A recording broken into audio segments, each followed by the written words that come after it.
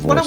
What I wanted to tease out then is, in your article you mentioned there are different approaches to this. There's a question of decriminalization, and there's the question of legalization, and then there are of course people who are opposed to any kind of concession towards the sex industry, which includes, as you mentioned in the article, a kind of strange but understandable alliance between a certain tranche of feminists and a certain, Christian conservative moralistic element. Can you parse out the difference then between, in the article, I think a lot of the people in the sex industry, and I don't know if they were sex workers or pimps within the industry, but they favor more of a decriminalization model, where there is this other model of legalization, which is a slightly different. So can you explain to people who might not understand what the differences between those two approaches are, what they mean in practice? Yeah, sure. So, I mean, and this was actually the part where I learned a lot, because I didn't realize how much nuance there was between these different models. And I think that's really important. You've got a full legalization model, right? And what that means is the industry is legal, it is taxed, and it is regulated. That means it is the same as legalizing marijuana or legalizing alcohol or legalizing cigarettes, right? The government is able to put certain restrictions around it. So for example, an 18 plus rule. And they're also benefiting from it tax-wise. They're actually getting money from this industry. The decriminalization model is something that like Americans, for example, might be familiar with this, because it was the in-between that we were seeing when it came to legalizing marijuana, right? There was this idea that if you get caught doing this, it's not going to be a felony. It's not going to be a criminal offense. And it's something there where a lot of kind of look the other ways on this. Decriminalization means that women are probably far less likely to get picked up by the police and actually held and charged with a crime, as opposed to maybe just a simple kind of telling off or, make sure you take this down the block.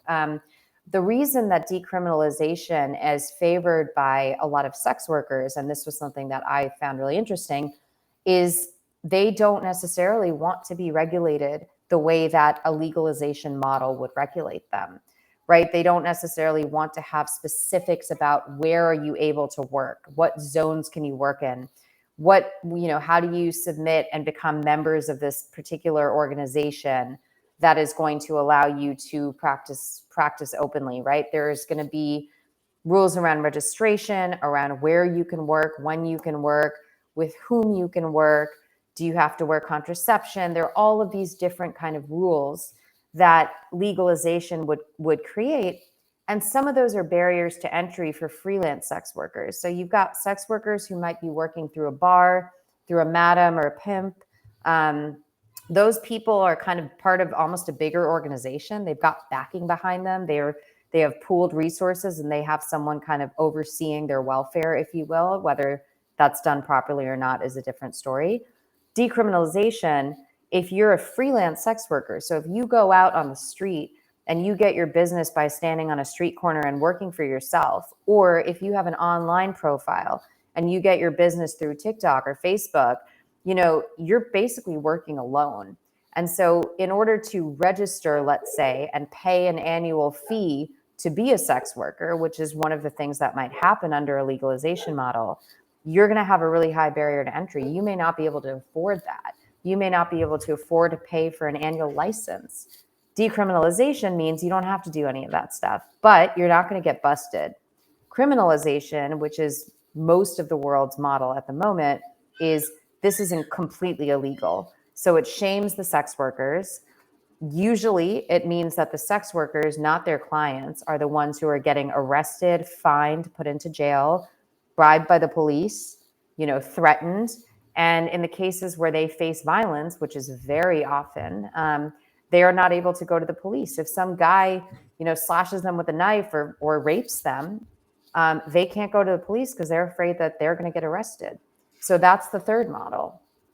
So it's very interesting, your explanation of legalization, because it seems that for large businesses that profit of sex works. Let's call it Big Pimp, right? Mm-hmm. Big Pimp would certainly benefit from this because they'll be able to monopolize access to sex work. Um, so I could certainly see that this would create kind of a two-tiered system, because if you're a poor person who's working by themselves, you're going to suffer the same like legal regime that you had under a criminalization regime, because you're not going to be able to do it. So basically, it basically institutionalizes the role of pimp businesses, right? Well, let me ask this. So you're basically saying, Gene, what happens when the Walmart of pimping comes in? I Someone mean, we've seen with this in Germany. I mean, like, yeah, in Germany with these giant factory brothels that they have there. I mean, it solves perhaps one set of problems, but it doesn't solve the issue of the most vulnerable people who are being forced into sex work. I mean, I don't know well, what that's why I wanted to ask, what model are they looking at? Are they kind of looking at the Nordic model, which seems to be kind of the go-to model for so many people that are thinking about legalizing? Or are they looking at something like New Zealand and Australia, which I don't really hear a lot of people talking about when they talk about decriminalization, which they've across the board decriminalized everything down to street walking. Street prostitution is legal there. The only real barrier, I would say, is that you have to be a citizen. You can't be there on a visa. That, of course, hasn't stopped people from working on visas. I think you also have to wear a condom. Yeah. I think that might be another, Yeah. Which is great. I don't know how you regulate that. No, but at least it gives people, this kind of, no, it's the law, we have to. And then if someone says no, it gives them a little bit of juice to be able to walk away from that situation. Hopefully. I mean, it's an interesting. I was doing some reading. I read up on that model a few years back, and to prep for this show, I actually did more reading, and I was shocked at the amount of academic papers that are written on that model in particular. And it does seem like the regulatory bodies within New Zealand, especially, do come from the pimping world. So their look at it is definitely going to be very different. Regulation. The last study I read there was from, I think, 2019, 2020. And I think they had inspected 22 out of like over 1,000 brothels in 12 years time. So again, regulation and how we want to look at regulation is going to vary. I don't think New Zealand's sex trade was ever to the level of Thailand. Even those places really aren't that far apart.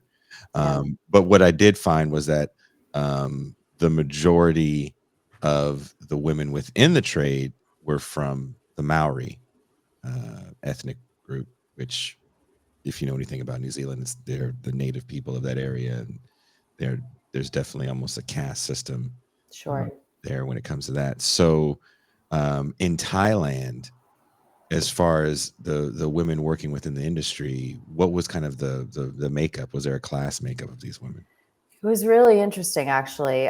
You've got people from all over. I would say that I did not meet any people who were middle upper class from Bangkok, certainly not. But I did meet women from all across Thailand. There were people from urban areas. There were people from rural areas. There are a lot of migrants from Laos, Cambodia, and Myanmar who are working there as well. Some of them who came over eyes open, knowing what they were coming over for, and some of them who came over thinking that they would work in a restaurant, or they would work as a bar hostess, which is, I think, one of the things that is often advertised, right? Come and work in this bar, come and be a waitress and a server. And this is just something that automatically gets added on. So Anna, the transgender sex worker that I interviewed as kind of one of the main voices in the story, she was originally from, a smaller kind of town. She was working in a factory. She was making pennies, per month. And then she always wanted to be a cabaret dancer. So she moved with the idea that she would get a waitressing job. As she made it big, singing and dancing, which think about like how many people we know who have that story in New York and in London and in Broadway. It's a very, very typical story. So that's what she did. And, the first client that she ended up getting asked her, she did a massage for that person. And they basically said, I'll give you the same amount that she was making in a month in her factory. He said, I'll give you that much if you give me a happy ending, basically. And she did. And she was like, it was awesome. I got a ton of money from that. Mm-hmm. She was really interesting because she was very, she was brave. And I think she always puts things in brave terms, but she was empowered. And she talked about, being with a client, for example, and saying, I was like, what do you do when you get with a client? She's like, the first thing I do is I turn on my timer.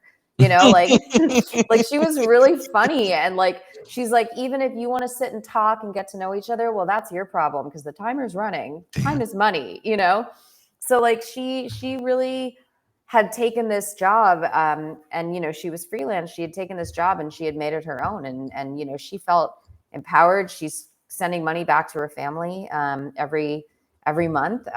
She lives in, I saw her place. She lives in a nice, 1-bedroom apartment with a balcony and a nice kitchen. And, she's doing well. And I think, she would be an example of someone who has successfully made it in the industry. She's older now too. She's really kind of thinking, okay, what am I going to do next? As opposed to, there were some women that I saw who looked really young, alarmingly young. There were women who looked really high, who looked pretty out of it. And who knows really what they were on or what they've been given. And there's a really interesting kind of ethnic racial thing going on where there are different clubs owned by different people, and the Russians own a bunch of clubs, and they have those signs outside that say like Russian girls, like girls, with the and that is, those women are considered to be like a specialty. They are the most expensive. They have the highest prices. They are the most guarded of women. I think most of them do know what they're coming over here for, according to some of the people I spoke with, and some of them don't, obviously, and that is sex trafficking. But there's that. Then, you have, there was a place that had Bollywood women. There was a place that had Thai women. There's a place that had, there were all of these different racial and ethnic kind of specialties. If you walked around, you could kind of find what suited your fancy. So that's another weird layer. So it's like